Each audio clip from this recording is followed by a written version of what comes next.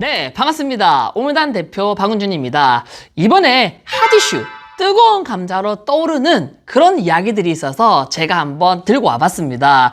소음 규제, 오토바이 소음 규제는 과연 어디로 갈 것인가에 대해서 제가 이야기를 해보고자 합니다. 이 영상 하나로 소음 규제에 대해서는 딱 종결하는 걸로 하겠습니다. 네. 정진규 기자가 보도합니다. 소음이 엄청 크게 들리고 지난해 전국의 오토바이 소음 민원은 코로나19 이전과 비교해 130% 넘게 폭증했습니다. 현재 105데시벨에서 배기량 크기에 따라 최저 86데시벨까지 낮출 예정입니다. 배기 소음 측정 대상은 배달용으로 많이 쓰이는 125cc 오토바이.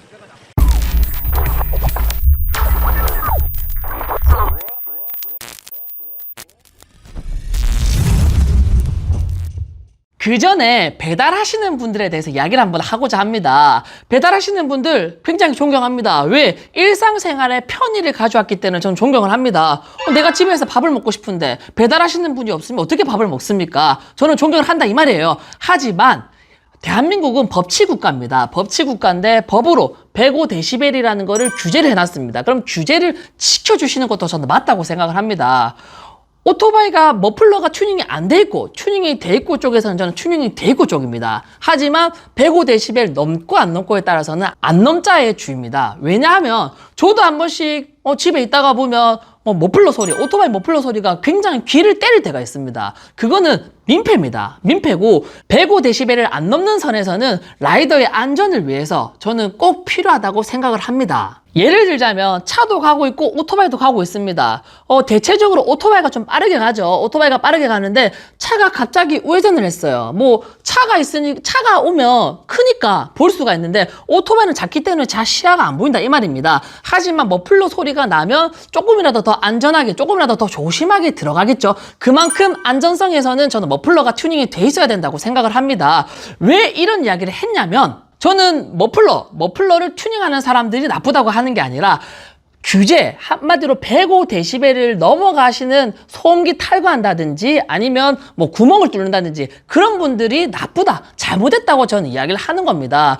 꼭 그거는 민폐. 우리도 오토바이 타는 사람들도 법은 지켜줘야지. 더더욱 우리도 오토바이대로 타고 싶은 대로 타고 그리고 규제도 덜 심하게 받고 이게 서로 좋은 거 아니겠습니까?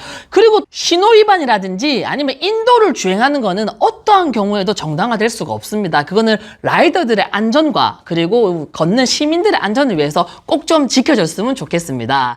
오토바이 2대가 신호를 위반해 횡단보도를 빠르게 지나갑니다. 보행자 무리에 섞여 도로를 질주하고 정차 중인 차들 사이를 비집고 나와 불법 유턴을 하기도 합니다. 모두 배달 오토바이입니다. 왜 이런 이야기를 했냐 하면 환경부에서 22년 11월 1일에 발표를 했고요. 22년 11월 2일부터 시행을 한다고 했습니다. 95데시벨로 주거지역, 아파트 구역이라든지 주택 밀집 구역에 또 제한 시간을 뒀습니다. 제한 시간은 지자체마다 다 다르기 때문에 그건 한번 확인을 해보셔야 되고요. 인구 밀집 지역에 제한 시간에 들어가 버리면 벌금이 10만 원이 나옵니다. 딱 그 정도만 규제를 한 거예요. 데시벨을 낮췄니 많이 그게 아니라 그냥 딱 인구 밀집 지역, 주거 지역에다가 밤이면 밤, 저녁이면 저녁, 그때 들어가지 마라. 95데시벨 이상 오토바이가 들어가면 벌금 10만 원을 매기겠다. 딱 그 정도예요. 저도 그거 동참합니다. 왜? 가족들이랑 저녁에 모여서 밥을 먹고 하는데 왕! 하고 들어가면 내 같아도 짜증나겠어요.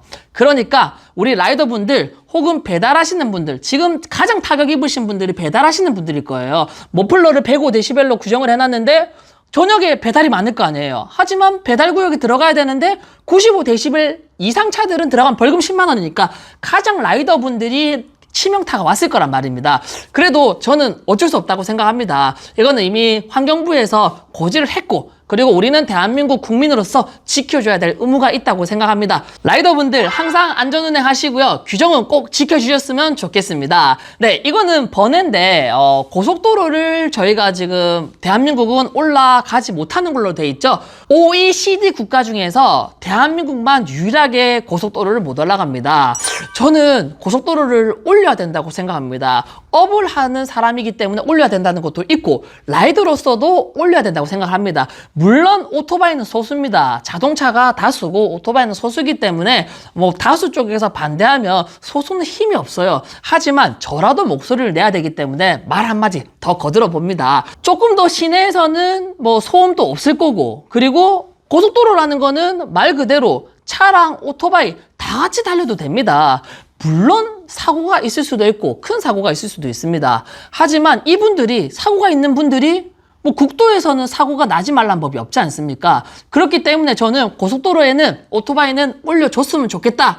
저의 간절한 마음입니다. 네, 이제 결론을 맺자면 현행법상 환경검사랑 그리고 구조변경은 105데시벨 그대로입니다. 변한 게 없습니다. 바뀐 게 없고 지자체에서 다만 정해주는 시간과 장소에 따라서 95데시벨 이하인 차들만 지나가라고 하는 겁니다. 혹시 거기서 95 이상, 데시벨 이상인 차들이 지나가게 될 경우에는 벌금 10만 원 나온다는 거 꼭 명심하시길 바랍니다. 네, 이제 결론을 지었고요. 네, 정말 이 컨텐츠 하나 준비하는 것도 별로 짧은 영상이지만 저한테는 굉장히 뜻깊었습니다. 라이더들의 마음에서, 라이더들의 입장에서 생각을 하는 그런 컨텐츠가 된 것 같습니다. 저희 오메단 많이 사랑해 주시고요. 앞으로도 좋은 물건, 좋은 영상 많이 올리겠습니다. 저는 오메단 대표 박우준이었습니다.